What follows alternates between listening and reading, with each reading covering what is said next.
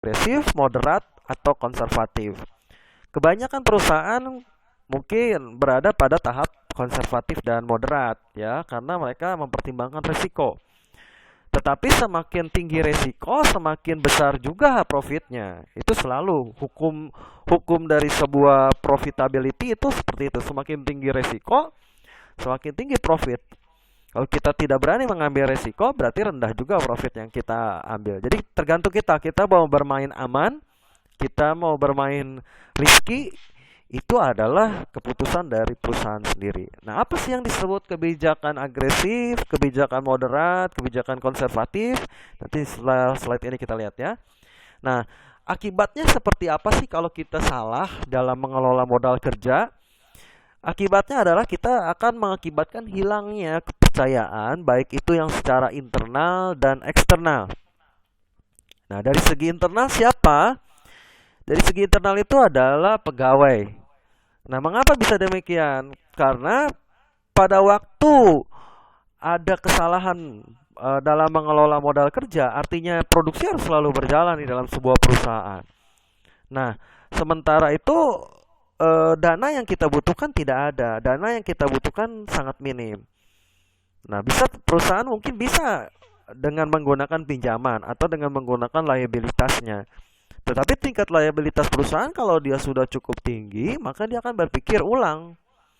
Karena perusahaan juga tidak mau ambil risiko. Maka mungkin mungkin bisa dikatakan ya, perusahaan yang seperti ini sudah dikatakan ini adalah perusahaan yang bangkrut ya. Maka yang dikorbankan adalah karyawan mereka. Mungkin bisa dengan penundaan gaji, penundaan THR dan sebagainya. Demi mencukupi modal kerja yang dibutuhkan. Nah, sementara kalau kepercayaan eksternal, otomatis para kreditur yang kita sudah jalin kerjasamanya, itu eh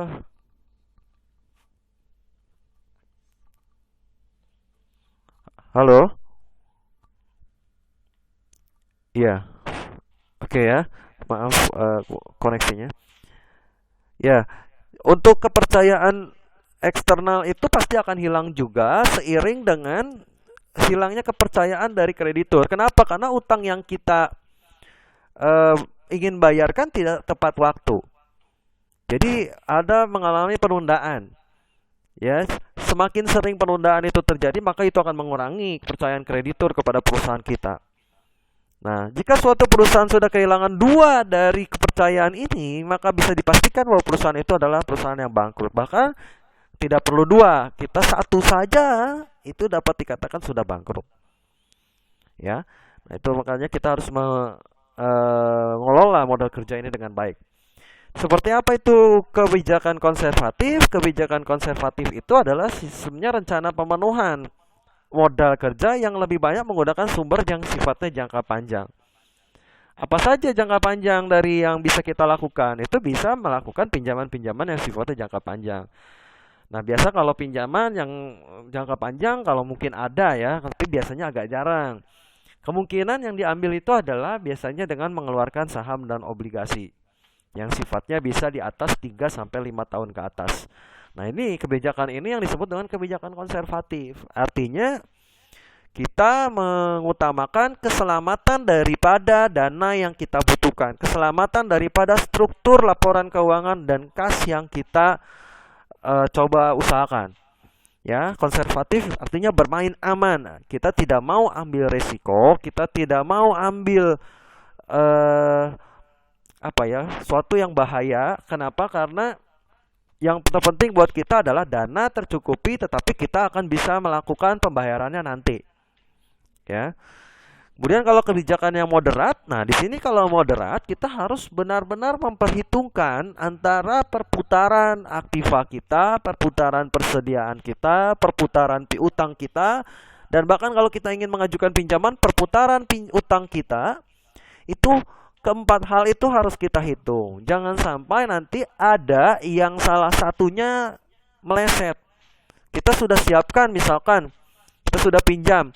Nah, dana pinjamannya jangkanya lebih pendek, sementara kita belum mengembalikan modal dari produksi kita. Nah, itu akan menjadi bumerang buat kita. Ya, itu jadi senjata makan tuan buat kita. Sama saja kita meminjam bom. yang akhirnya meledak di tangan kita gitu. Jadi kita harus hati-hati. Ya, artinya kita harus benar-benar memperhitungkan kalau kita mau meminjam dengan jangka yang pendek, pastikan bahwa pengembalian kepada kas kita baik itu melalui net income itu pasti akan lebih cepat dari masa periode pembayaran liabilities kita. Kemudian ada kebijakan yang sifatnya agresif. Nah, seperti namanya agresif, ini berarti kaitannya dengan high risk, sangat tinggi resikonya. Resikonya seperti apa? Dia mengambil aset-aset dengan sumber yang jangka pendek. Ya, nah, bisa berhasil? Bisa. Kalau dia bisa berhasil, dia profitnya akan lebih tinggi. Karena kenapa? Begitu selesai dia produksi, maka dia bayarkan langsung utangnya, dia tidak memiliki liabilities yang tinggi. Jadi langsung saat selesai produksi, mendapatkan profit, langsung dibayarkan kepada liabilitiesnya, aman.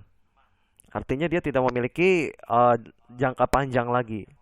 Nah, tetapi kalau meleset perhitungan, bagaimana kalau misalkan seperti sekarang misalnya ya, sudah diprediksi bahwa pertumbuhan produksi kita akan sampai sekian persen, pertumbuhan penjualan kita sampai sekian persen, namun tidak terjadi. Sementara kita sudah melakukan pinjaman. Pinjaman yang harus kita bayar dalam waktu yang pendek. Nah, itu akan sangat menentukan dari kelangsungan perusahaan. Pentingnya modal kerja sebagai seorang manajer keuangan, kita harus selalu memikirkan kegiatan operasional sehari-hari yang memiliki modal kerja. Apa sih yang memerlukan modal kerja? Apakah hanya pabrik saja? Tidak. Yang membutuhkan modal kerja banyak. Bahkan orang office pun yang disebut dengan overhead cost itu sangat membutuhkan modal kerja setiap hari. Ya, karena banyak pembelian ya. Tidak hanya sekedar dari produksi saja. Ya, di luar itu masih banyak pembelian-pembelian lain yang harus kita pikirkan. Nah, harta lancar suatu perusahaan diperlukan untuk kita perlu mengelola secara serius. Karena kaitannya ini adalah dengan kegiatan operasional. Dipastikan bahwa harta lancar kita aman. Khususnya bagi perusahaan kecil, manajemen modal sangat penting karena mereka sulit memperoleh sumber pembiayaan dari pasar modal. Bagi mereka yang belum menerbitkan saham, obligasi, jelas sangat sulit untuk melakukan pinjaman. Ya, perkembangan pertumbuhan penjualan berkaitan erat dengan modal kerja. Dari mana sumber modal kerja itu? Yang paling pertama tentu saja dari hasil operasional perusahaan. Nah, artinya bahwa perusahaan ini net income-nya itu pasti menjadi sumber terbesar untuk modal kerja suatu perusahaan. Bahkan bisa dikatakan 80% dari modal kerja itu adalah sumbernya dari net income. Karena kalau dia sudah tertutupi dari net income, buat apa dia melakukan pinjaman? Buat apa dia mengeluarkan surat berharga lagi? Karena surat berharga pun itu adalah sebetulnya pinjaman yang sifatnya jangka panjang. Gitu ya. Nah, ini surat berharga yang sifatnya jangka pendek pun ada ya. Surat berharga yang sifatnya jangka pendek. Ya. Kemudian penjualan aktiva tetap. Penjualan aktiva tetap ini kalau memang benar-benar sudah tidak bisa dipenuhi lagi kebutuhan daripada operasional. Penjualan saham atau obligasi sifatnya ini mulai jangka panjang ya. Jadi kita mengutamakan pinjaman-pinjaman yang sifatnya masih dapat kita jangkau pembayarannya. Ya. Kemudian sumber lainnya bisa dari melalui kredit bank, pinjaman yang sifatnya jangka pendek, atau kita kalau kita mau aman, kita mencoba untuk bernegosiasi dengan para supplier. Artinya supplier kita negosiasi dari tempo pembayaran. Kalau kita bisa memundurkan tempo pembayaran, itu artinya kita tidak perlu melakukan pinjaman. Tapi kalau memang tidak bisa dan dana kita tidak mencukupi, barulah opsi pinjaman itu dikeluarkan. Jadi opsi pinjaman itu bisa dikatakan, kalau bisa dikatakan itu harus dijadikan opsi terakhir. Selama masih bisa handle oleh internal perusahaan, ya, itu kita masih bisa lakukan. Jadi kita cukupilah modal kerja kita dari internal perusahaan. Ya, peranan utamanya yaitu menyesuaikan tingkat volume produksi dan penjualan. Jadi produksi dan penjualan ini punya peranan penting di dalam modal kerja. Penjualan naik, volume produksi